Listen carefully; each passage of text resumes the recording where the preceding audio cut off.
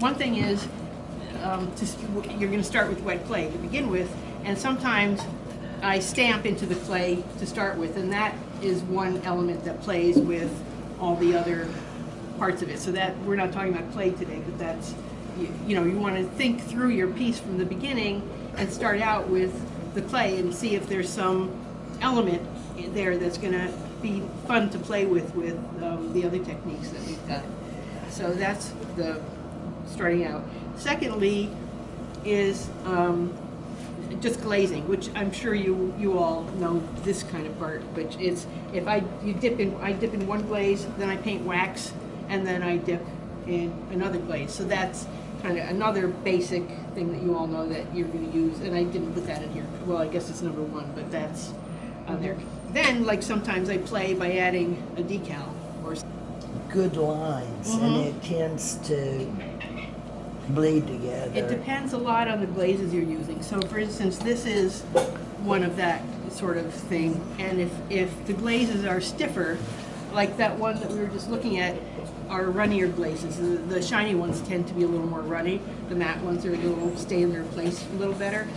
So, you know, if you're finding that you're getting running, you might, you know, kind of look to the glazes that you're using. Are you coming to join us? Is on top of glaze. If I'm working on, I've dipped a pot in glaze, and this is an example of stain on glaze. And the way this was done was I dipped it in a clear glaze. It was a white clay, and I took a small tool and made the dots that are in the middle, and then I waxed on top of the dots, so I protected that area. Then I painted wax where all these white flowers are, and I took a needle and I scratched down the middle of the waxed area so that I had an area where color could go into it. And then I took a sponge like this and I dipped it in some stain, and it could be any color stain you like, and I just patted all over the this area, so the leaves are protected with wax, and the center is protected with wax. And I wound up with, you know, this colored area around as a band, and then I just painted another contrasting color on the rim and fired it. So this is stain on glaze. Wow. So and the stain is just on top. The stain is just on top.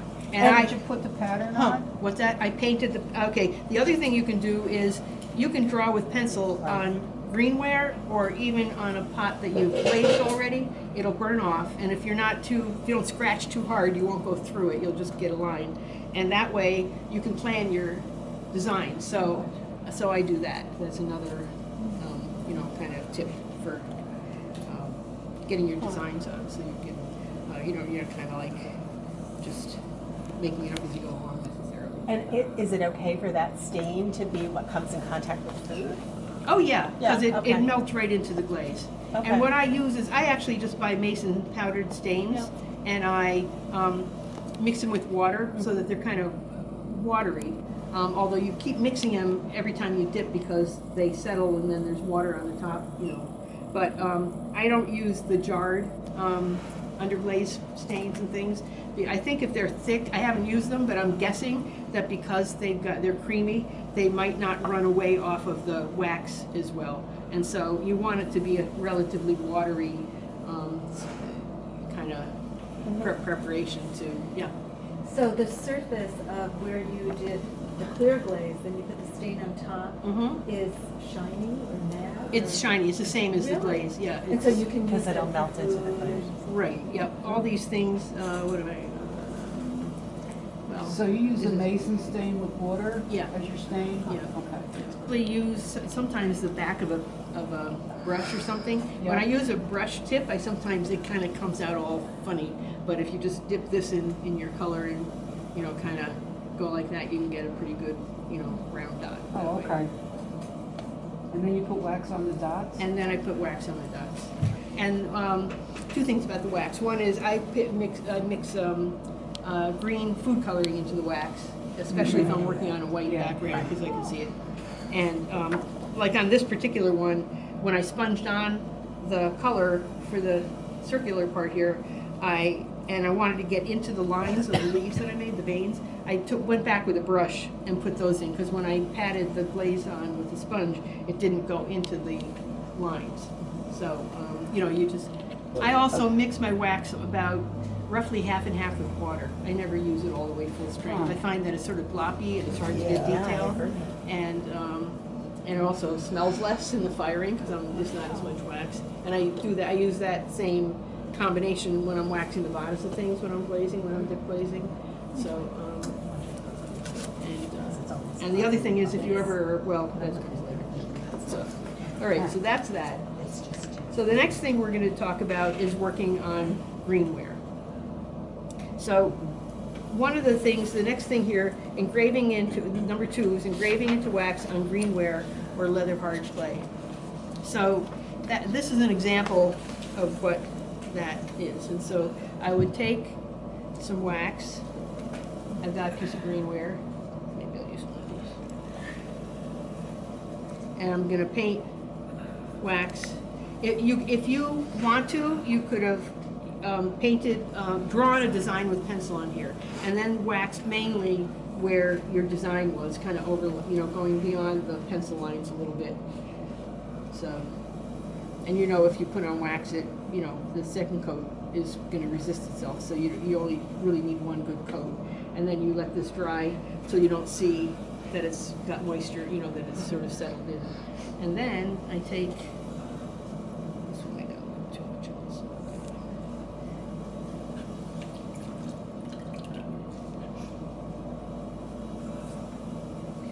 So then I'm going to take a needle and I'm scratching on the greenware. See it?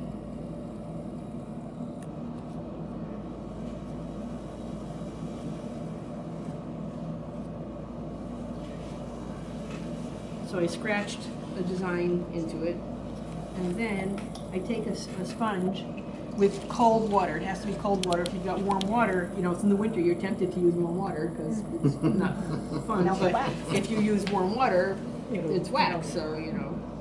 So I'm getting the crumbles off from the engraving. And then I take whatever stain, it can be any color,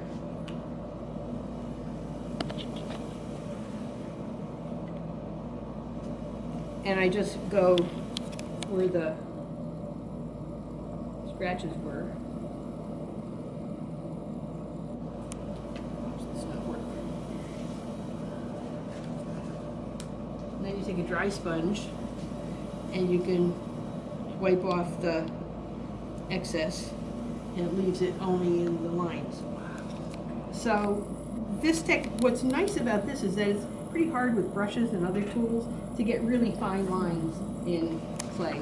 But this way you can. And you can also, you draw with a pencil. There's a paper called Saral, S-A-R-A-L, which is it's like a carbon paper, but I don't think it's carbon. And if you wanted to, you had a design, a flower, whatever you had, and you could put that down. You could use, you know, use it like carbon paper on the greenware, and then go ahead and engrave your lines. So you don't have to be a master artist necessarily. You can use whatever transfer techniques, you know, whatever resources of design that you've got to do that. And so you can also, you know, you can't fill this in because I've waxed, you know, in here, but I could have made these lines red and these lines green. You know, it doesn't have to be one color. It can be, you know, combinations.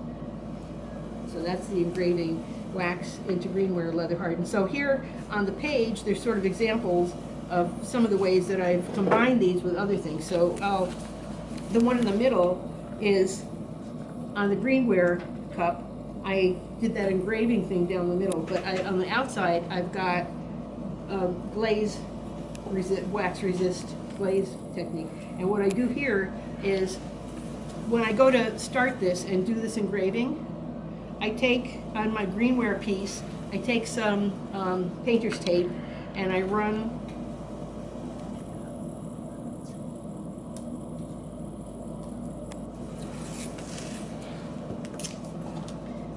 a couple of pieces down to protect the area that I want to do the engraving in. So I put another piece here and I wax the area in between.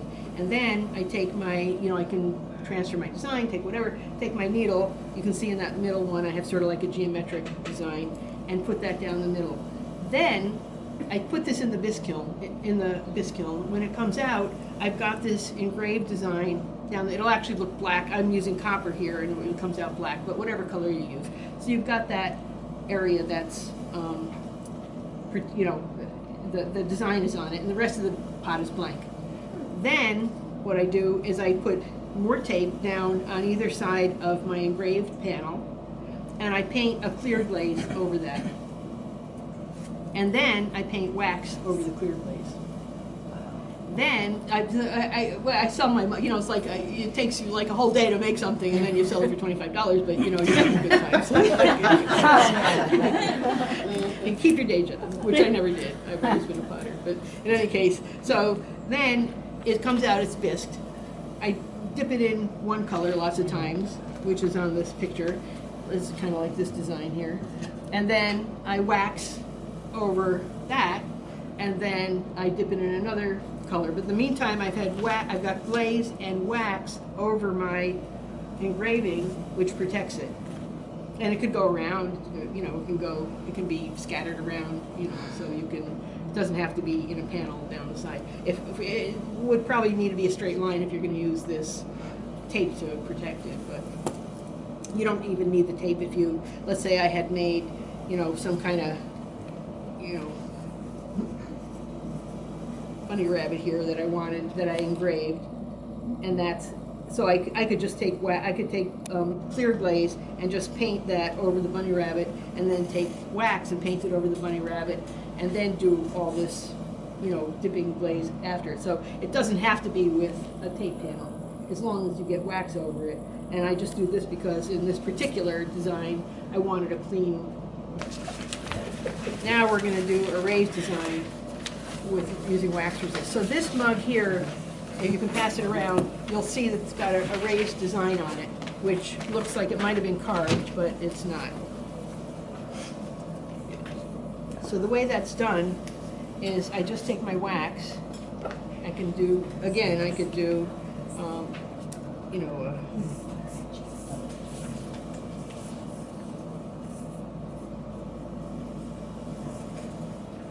I can do a design, I can follow my design with wax.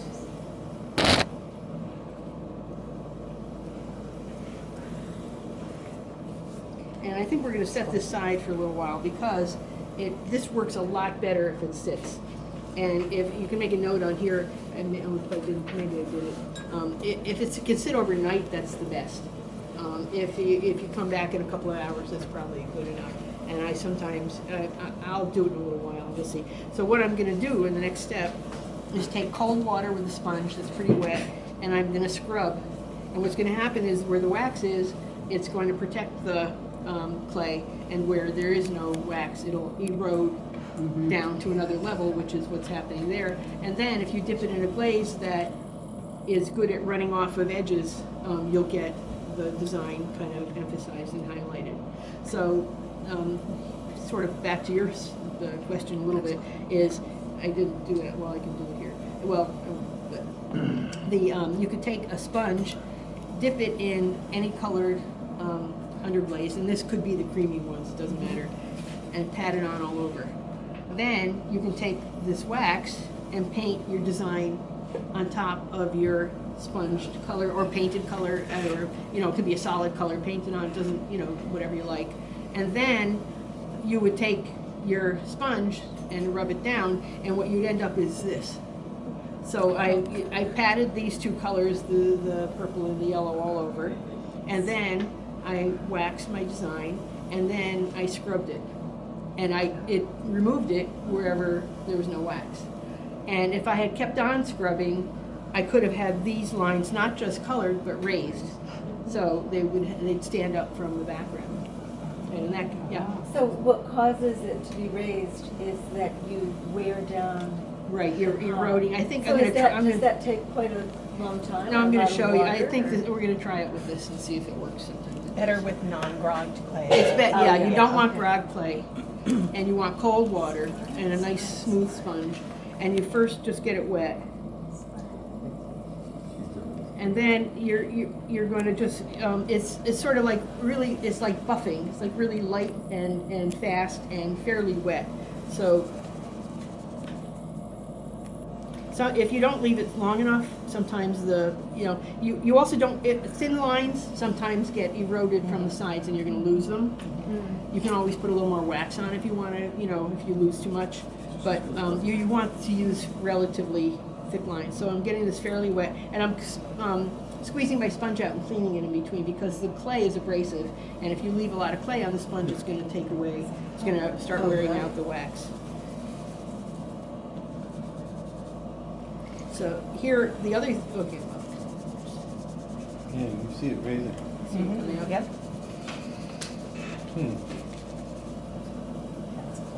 So I could just keep going. The longer I go, the deeper, the higher it's going to see. It's starting to come off now because I didn't wait long enough. You can see that it's starting to lose the wax.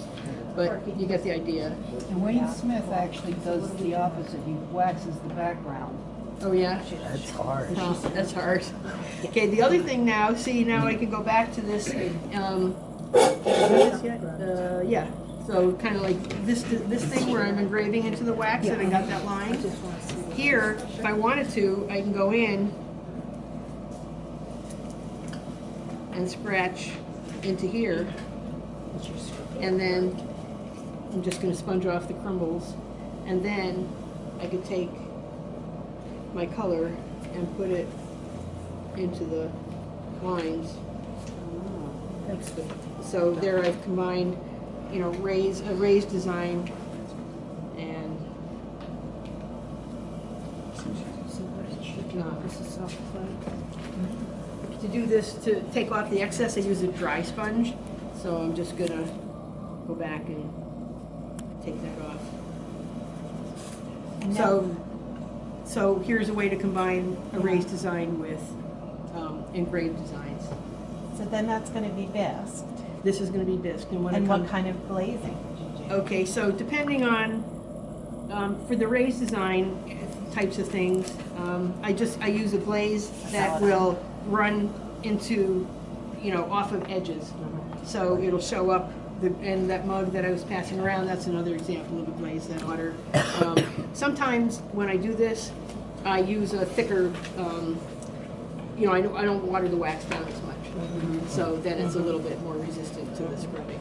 But, usually if you have let it set, the wax kind of hardens up.